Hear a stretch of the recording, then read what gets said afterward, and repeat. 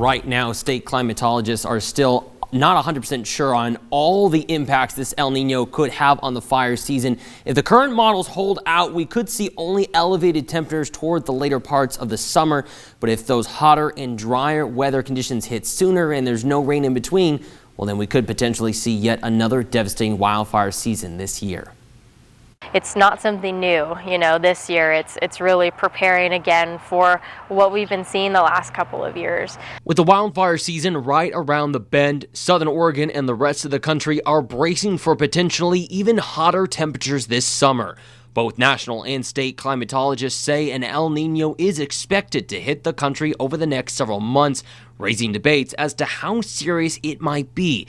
But according to climatologists at Oregon State University, this El Nino may not be that bad. It's not going to be a record-breaking El Nino by any means. It's actually likely to be a moderate El Nino, at least according to our dynamical forecast models. There is an above-average chance that temperatures will be a little bit elevated relative to recent years, which have been the Nino years. But we can't say much with high confidence. Nick Seiler has been studying the potential impacts this El Nino could bring to Oregon and the potential impacts it could have on this year's wildfire season.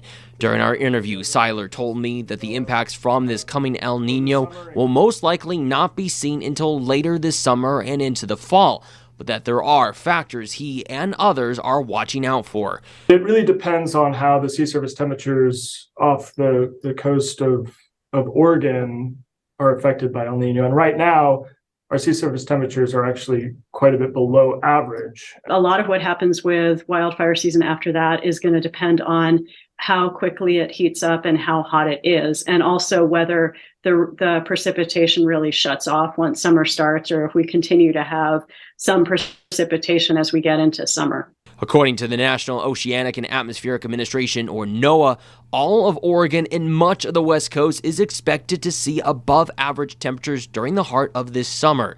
And despite this year's increased rain and snow, Erica Fleischman says it will have little to no impact on the already dry fields across much of the state. If you're looking at 1 year where precipitation is coming up closer to the more recent decades average, it's probably not going to have this year a radical effect on the dryness of the vegetation or a radical effect on fire likelihood. With this in mind, state fire agencies like ODF Southwest tell us they will continue to monitor the situation as our weather develops more fully into the summer months.